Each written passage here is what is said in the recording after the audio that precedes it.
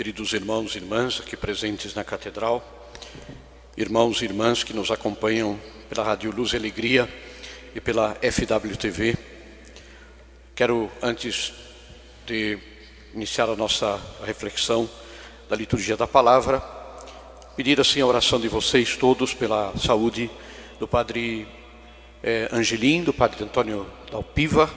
O Padre Angelim está internado aqui no HDP e tem já bastante idade.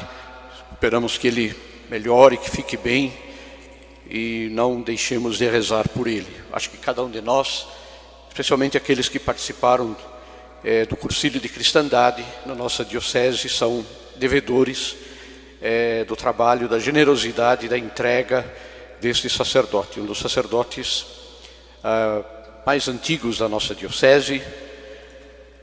Eu às vezes fico pensando como é que o Padre Angelim conseguia, por exemplo, houve uma época em que ele foi pároco em Derrubadas e em Trindade do Sul, ao mesmo tempo, sozinho, atendendo duas paróquias que são no extremo, cada uma no extremo da diocese. Então peço a oração de todos para que ele possa se recuperar deste quadro de saúde.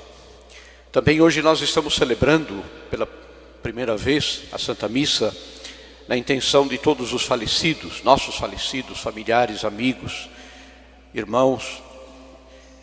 Uma vez por mês na Catedral nós teremos sempre a missa das 19 horas, na intenção de todos aqueles que entregaram as suas vidas a Deus, aqueles que nos precederam aqui na paróquia da Catedral. Hoje é o primeiro mês que nós oferecemos a missa nesta intenção.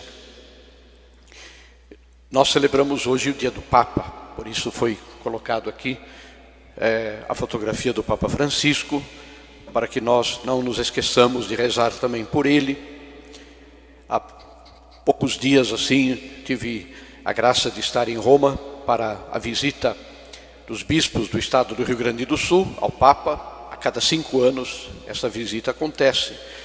Lá encontramos assim o Papa muito bem disposto, muito contente, mas com assim uma dificuldade muito grande de andar, mas assim sempre muito disponível, muito acolhedor para com nós, os bispos aqui do Rio Grande do Sul. Estivemos com ele.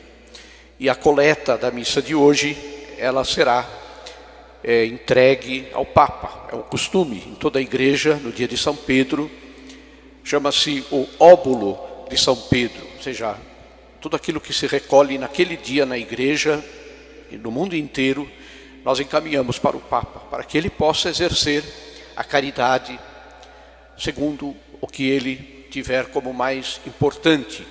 O Papa tem uma visão do mundo inteiro, uma visão universal, e portanto muitas vezes nós que temos uma visão muito limitada não somos capazes de ajudar as realidades que precisam ser ajudadas. Por isso a igreja uma vez por ano faz este gesto de digamos assim, caridade para com os irmãos através do Papa, através da visão que o Papa tem dos problemas que afligem o mundo inteiro. A palavra de Deus neste domingo, ela nos fala destes dois apóstolos, que são os alicerces da nossa fé de cristãos, São Pedro e São Paulo. Ainda que a marca do dia de hoje seja mais de São Pedro, mas nós celebramos essas duas colunas da Igreja de Cristo. O alicerce é Cristo. Sobre ele, sobre Cristo, está essa pedra fundamental da igreja. Mas alicerçados em Cristo, os apóstolos são aqueles que edificaram a igreja de Cristo. Se nós estamos aqui hoje, é porque esses 12 apóstolos de Jesus espalharam pelo mundo a mensagem do Evangelho, e hoje nós estamos aqui reunidos como herdeiros da fé destes homens. E hoje, especificamente, São Pedro e São Paulo.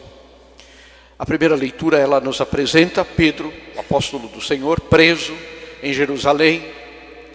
E Pedro é libertado por um anjo do Senhor. Não é à toa que no dia dos apóstolos, quando nós celebramos os apóstolos, os ministros sagrados usam o paramento vermelho. Não é porque a gente goste ou deixe de gostar dessa cor, mas é porque ele representa o sangue. Os apóstolos todos são aqueles que derramaram o sangue por Jesus, deram a sua vida por Jesus. E nós sabemos que há muitas maneiras de dar a vida por Jesus. Existe o martírio de sangue, existe também o que se chama do martírio branco, que é aquele martírio que acompanha muitas vezes o sofrimento, as incompreensões, as perseguições que acompanham aqueles que são apóstolos de Cristo. Interessante na leitura que Herodes prendeu alguns membros da igreja e, vendo que isso agradava aos judeus, mandou também prender a Pedro. Ou seja, os poderes do mundo, as coisas que acontecem no mundo, as ideias e os princípios que norteiam as pessoas que são do mundo, são sempre no sentido de agradar o povo, agradar a opinião pública, agradar que as pessoas gostariam de escutar, de ouvir. Então, por isso Pedro foi preso, para agradar a opinião pública naquele tempo, que via na mensagem dos apóstolos uma mensagem, digamos assim, que não era agradável de ser escutada, de ser ouvida. Por isso a reação é ir contra os apóstolos. A história da igreja está cheia de realidades dessas, e o que aparece na igreja naquele momento difícil que a igreja passou, como passou também em outros tantos momentos difíceis, é que a comunidade cristã reza por Pedro, reza por ele. Nós temos este dever de rezar pelos pastores da igreja, para que sejam firmes na fé, para que enfrentem as dificuldades com confiança, com esse sentido sobrenatural, porque o mal que aflige a nossa vida, de todos nós, ele é sempre permitido por Deus para tirar um bem, para tirar algo de bom. Deus nunca manda uma provação, nunca manda o mal como uma coisa absoluta, mas Ele permite isso para que a gente possa, quem sabe, aprofundar mais a nossa fé, ter mais confiança em Deus e também se desapegar das ideias de que o que importa para o mundo é o sucesso, a fama, é ser considerado pelos outros. O que importa é Deus na nossa vida, o que importa é o que Deus conhece, sabe, e Deus nos ajuda a enfrentar. A segunda leitura é a mesma situação. São Paulo preso, também ele preso, uma cadeia. E lá São Paulo faz como que um testamento da sua vida. Combati o bom combate, guardei a fé.